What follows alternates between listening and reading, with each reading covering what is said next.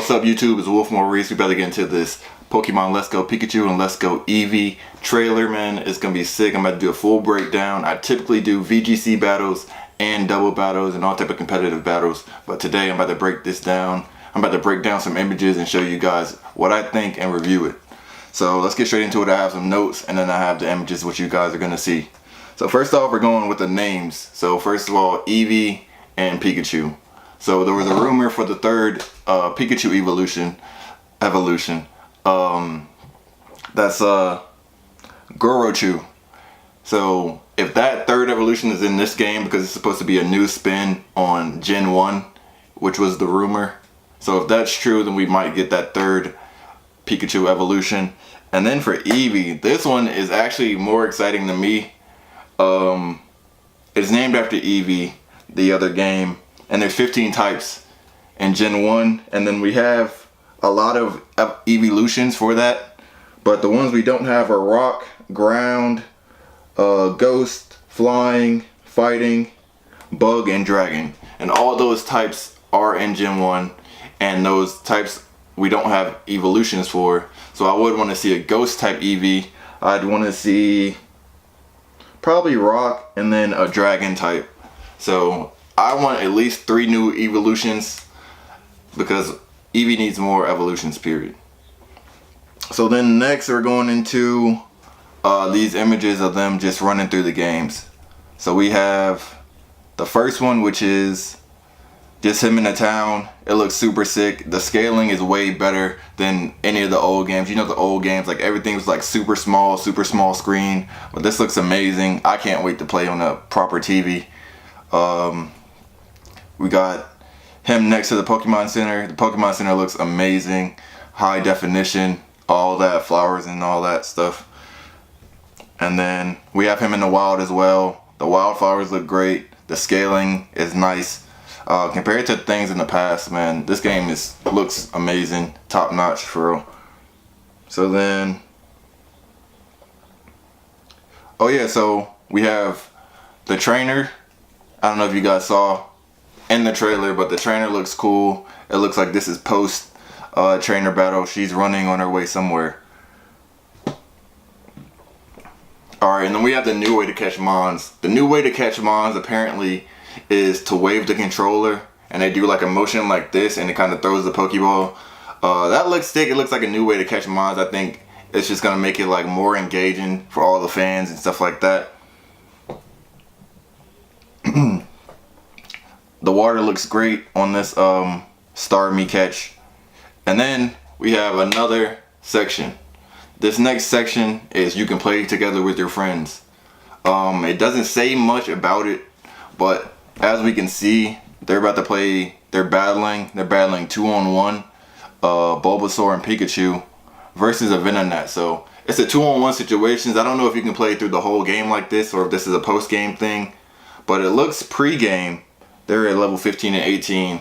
That looks cool. Playing with a friend looks super dope. I don't know if it's gonna be like you have to be in the same room with them or if it's like you can play over Wi-Fi together, which is better in my opinion because you can bring in your friends and really be playing a game with them. You can do like a bunch of joint stuff on YouTube, joint playthroughs type stuff. I want to see it, man. It looks engaging. It's definitely new and I can't wait. So the Pokemon Go players are going to be hella hyped for this. So in the past, the Pokemon Go has been over here and Pokemon players, traditional players have been over here because there was no way to really like bring the two together. But the new trailer shows that you can catch Pokemon in Pokemon Go and then bring them to Let's Go Pokemon Let's Go Eevee and Pikachu. So basically he caught a Dratini and he took it to the Pokemon Go park. And then the next image is the trailer. The next image is the trainer and then all these Pokemon which look like his Pokemon Go park and Monty's caught in Pokemon Go. And I have notes like I said earlier, so that's why I'm flipping and looking down and not really looking at the camera. So boom, next image we have is Onyx And he seems to be riding an Onyx, so it looks like he was rock climbing using that ability. And looks dope. It looks very high quality. I like this imagery as well. And then we got the water, the Lapras, one of my favorite water types. Super sick. It looks amazing. And it also looks similar, so it's not something like brand new that we've seen. It looks like the stuff from the older generations of games, but the Switch style just makes it look a lot better, and it looks like it's brought to life a lot more. And then this Charizard is probably my favorite one of the three. Flying on the Charizard, I don't know if this is in the process of flying in between towns, or if you can just fly around kind of like in Oris, where you could ride like a Latios, Mega Latios type of wave, which would be dope. They need to bring that back somehow, because flying over the towns was fun, even though it wasn't the most efficient way to fly around. It was definitely fun and a nice option to have. And then we have the animations of them being able to have mines run behind them, kind of like in Heart Gold and Soul Silver. That was super cool feature. I'm sure everyone can't wait to have their favorite mons running behind them in the game. But for Gen 1, it's also going to be sick, like a Vaporeon or Flareon running behind you. That seems super dope. And just a little bit more engaging, a little bit more personal. So next, we have the Eevee and the Pikachu, where you can kind of give them gear, customize them, give them hats and shirts and all types of stuff like that. I'm sure like the super young fans are definitely going to love that. I feel like it just brings like more style to the game, a different way to play, different way to look at your Eevee or your Pikachu. Alright. Next up we have the animations. These animations are sick. Stupid lit, man. I'm telling you. Just this image alone, man. Pikachu doing a thunder shock, it seems like super dope. I mean, just look at the visual. Like, you can't even see the Pikachu. You can just see like the lit graphics. Just thunder everywhere. It looks raw. And even that background that they're battling in looks super dope. And then you got the Swift from the Eevee. Also looks nice. And then if you look at the sprites look super dope. Yeah. Again, another dope background, sick background. Looks fun. For sure. And then this Dragonite, first of all, the move animation is dope, but look at this Dragonite. This Dragonite looks sick. Like, I cannot wait for the Switch just because of the graphics alone. This looks like a totally different Pokemon, but it's a Dragonite like we've all been playing with. But it just looks amazing. Whatever move this is, definitely dope graphics. Then we got the Blastoise doing what looks like a hydro pump. Super dope visuals. You can actually see water bubbles, and then the move, and then all this just advanced graphics, all the advanced graphics around him. This looks super dope. I cannot wait, bruh. And then this is the best one. This is the best animation, period. This Golem using self-destruct, bruh. This looks like, actually it looks like a Z move. This looks like how the Z moves look in game in Gen 7. This is how this self-destruct looks from this Golem. He's just going crazy. And then the final picture of him, just a big ball of explosion around him, bruh. Just super raw, bro, I'm telling you. And then this is the legendary encounter. It looks like a legendary encounter, so when you go to catch your Mewtwo, I imagine it will look like this. You and the Mewtwo ready to fade you on sight. Just the aura around him you can see, and then him being the Mewtwo. Super dope. Looks like a super dope legendary encounter. My favorite two legendaries are Suicune and Mesprit. So when I encounter them in game, I hope it looks this dope. It better look this dope because this looks amazing. That looks like waterfalls in the background and just dope graphics. And then this zoomed in picture of your character sprite, just so defined compared to what we used to play on. Like what we used to play on was just, compared to this, it looked so bad. But this is just dope graphics.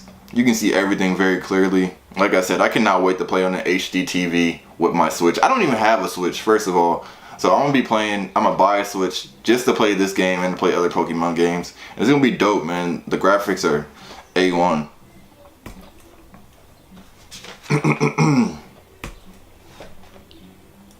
So my review of the whole thing was a definite improve on the graphics, which everyone was talking about.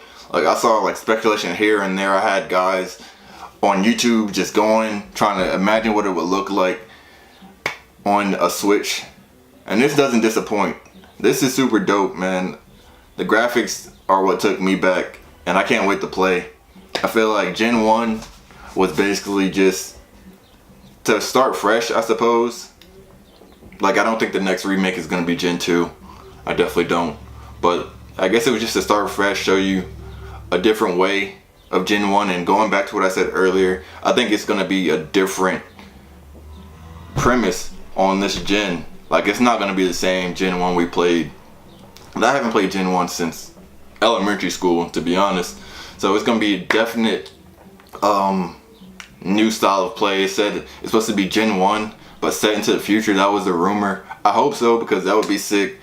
It's gonna be like playing a new game for sure.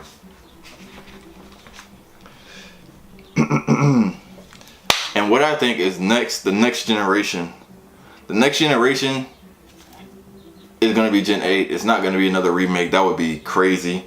I think for one, everyone wants to see their favorite Mon on the Switch. So after this game is done and dusted, and we move on to Gen 8, everyone's gonna want to, like I said, everyone's gonna want to see their favorite Mon and the new Nintendo Switch graphics. Everyone. So they have to fulfill that first of all, and then it's gonna be 3 years since Gen 7 came out. So if it does come out, if the Gen 8 does come out in 2019, it will have been 3 years since Gen 7 came out. And going 4 years between gens would be super crazy.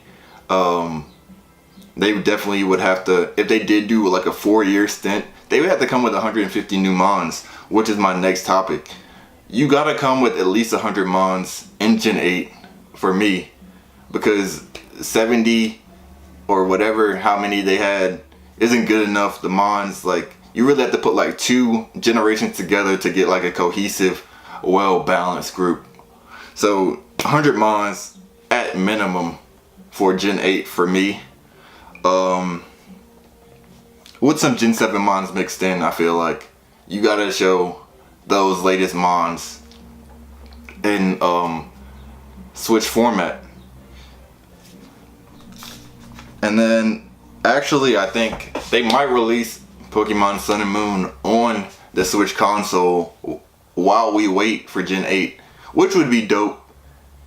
But if they didn't, wait until Gen 8 to see all of your favorite Mons, which I think they're gonna do, would be just sick. It would be overwhelming for sure. I think they're gonna have,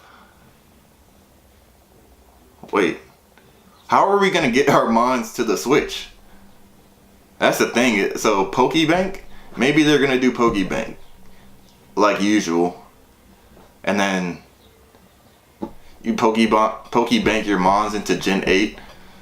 I don't know about that too much, but everyone definitely wants to see their favorite Mons in Gen 8. I think Gen 7 might come out if they do an extended wait between when Let's Go Eevee and Let's Go Pikachu come out. And then next we have the competitive meta. My favorite part of Pokemon for sure. It'll be interesting to see how the meta looks in Gen 1. 150 Mons or something like that you have to make the best of. Mons we've all been playing with, but to actually make a proper team in this and play like VGC and single battles with and bring new styles to it, because no one's been playing Gen 1 competitively. Like, only Gen 1 Mons on Wi-Fi. I don't even, there isn't even a section for that on Pokemon Showdown, I don't believe. So it'll be interesting to see that. And then we have the animations. So for Gen 7, the animations are super slow, low-key. They look amazing, don't get me wrong, but they are like low-key slow. Like when you do like the battle tree and just stuff like that, like when you, and Eevee training, like when you turn the animations off, it looks like it goes smoother, and it's just like a fast battle, which you want. You don't want to wait on animation. You don't want to wait to see the very described,